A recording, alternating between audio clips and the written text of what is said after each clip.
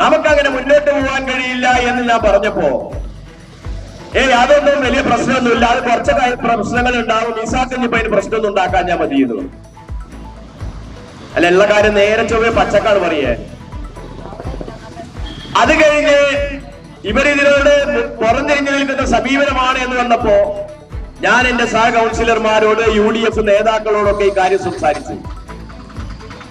അടുത്തുകൂടിയ നഗരസഭാ കൗൺസിലിൽ, അതായത് ഈ വെള്ളിയാഴ്ച അതിന്റെ മുൻപത്തെ വെള്ളിയാഴ്ച ചേർന്ന നഗരസഭാ കൗൺസിൽ യോഗത്തിൽ UDFന് വേണ്ടി ശ്രീ പി സുബീഷ് കൗൺസിലർ ഈ വിഷയം സവിസ്തരം പ്രതിപാദിച്ച് സംസാരിച്ചു.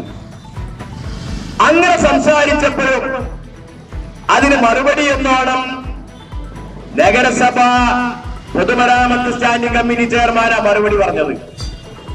ഇപ്പൊ ചെയർമാനും വൈസ് ചെയർമാനൊന്നും മറുപടി പറയില്ല, വേറെ ആരെങ്കിലുമൊക്കെ വേണം മറുപടി പറയാൻ.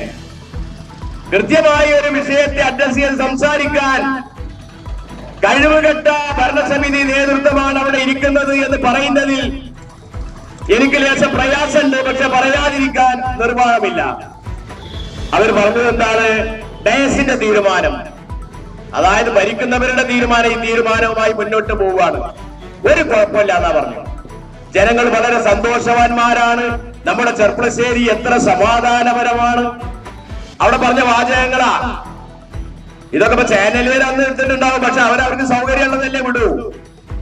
നമ്മൾ പറയണതൊന്നും അല്ലല്ലോ ഇപ്പൊ ചിലപ്പോ അതിൽ വരിക. ജനങ്ങളുടെ ഭാഗത്ത് നിന്ന് വലിയ തോതിലുള്ള ആക്ഷേപവും പ്രതിഷേധവും നാൾക്കുനാൾ വർദ്ധിച്ചു വരികയാണ്.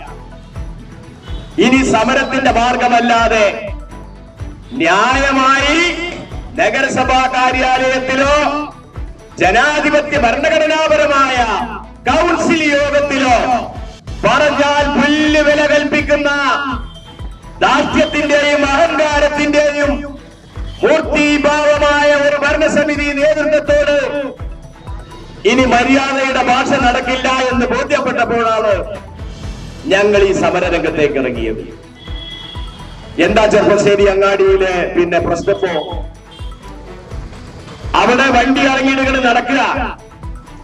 പാവപ്പെട്ട അമ്മമാര്, ജോലി ചെയ്യുന്ന സഹോദരിമാര് ഒന്നുമില്ലെങ്കിൽ 10 റുപ്യ കൊടുക്കണം, അതല്ലെങ്കിൽ 30 റുപ്യ കൊടുക്കണം ഓട്ടോറിക്ഷയ്ക്ക്. ഇതും അല്ലെങ്കിൽ അവിടെ നിന്ന് നടന്നു പോരണം. ഏത് കാലത്താണെന്ന് ആലോചിക്കണം. KSRTC ഓർഡിനറി കയറിയ കാശില്ലാതെ യാത്ര ചെയ്യാവുന്ന ഭൂരിപക്ഷ വനിതകളാ ഇന്ന് പൊതുമേഖലയിൽ ജോലി ചെയ്യുന്നവർ. അവരെ ലക്ഷ്യം വെച്ച UDFന്റെ ഗവൺമെന്റ് വനിതകൾക്ക് ഫ്രീ എന്ന് പറഞ്ഞത്. അവരാണ് കുടുംബശ്രീ പ്രവർത്തകർ, അവരാണ് തൊഴിലുറപ്പ് തൊഴിലാളികൾ, അവരാണ് പിന്നെ പീഡിക തൊഴിലാളികളായി ജോലി ചെയ്യുന്നവർ, വിവിധ തലത്തിൽ ജോലി ചെയ്യുന്ന വീട്ടമ്മമാർ. ഒരു ഭർത്താവിന്റെ വരുമാനം കൊണ്ട് ഒരു കുടുംബത്തെ തീറ്റിപ്പോറ്റാൻ സാധ്യമല്ലാത്ത സാഹചര്യത്തിൽ രാവിലെ ബാഗുമെടുത്ത് തന്റെ കുടുംബത്തിന്റെ കുട്ടികളുടെ വിദ്യാഭ്യാസം അടക്കമുള്ള ജീവിത പ്രശ്നങ്ങളെ അത് പരിഹരിക്കാൻ വേണ്ടി ഇറങ്ങുന്ന വനിതകൾക്ക് ഫ്രീ കൊടുക്കുന്ന കാലത്താ ഇവർ ഈ നാട്ടിലെ ആളുകൾക്ക് അധിക ചെലവുണ്ടാക്കുന്നത്. അച്ഛൻ ഭയങ്കര ആലോചനയിലാണല്ലോ. നിന്റെ അമ്മയെ ഞാൻ കല്യാണം കഴിച്ചതിന് ശേഷം ആദ്യമായിട്ട് വാങ്ങിക്കൊടുത്ത സമ്മാനമാണിത്. കാലത്ര കഴിഞ്ഞാലും ആ ഓർമ്മകളുടെ തിളക്കത്തിന് ഒരു മാറ്റവും വരില്ല. ഇതെങ്ങനെയുണ്ട് അച്ഛ? നീ ഇത് എവിടുന്നാ വാങ്ങിച്ചത് മോനെ? അച്ഛനമ്മയ്ക്ക് ആദ്യമായി സമ്മാനം വാങ്ങി അവിടെ നിന്ന്.